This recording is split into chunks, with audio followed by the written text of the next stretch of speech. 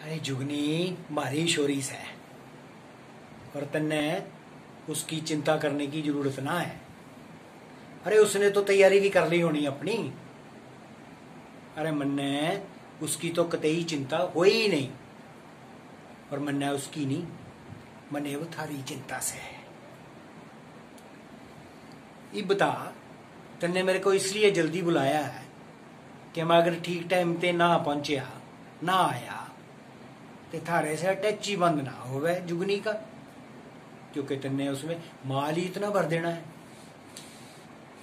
रोकू ना मैं तुझे, पर समझाऊं मां का दिल से।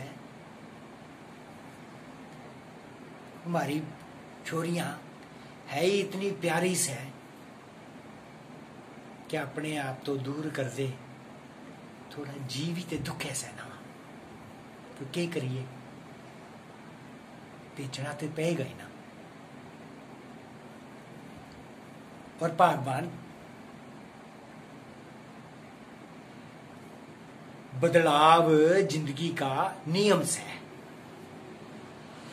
हमारी छोरियां अब छोटी ना रही, बड़ी होगी से और समझदार होगी से, भेजना तो पेगा ही ना।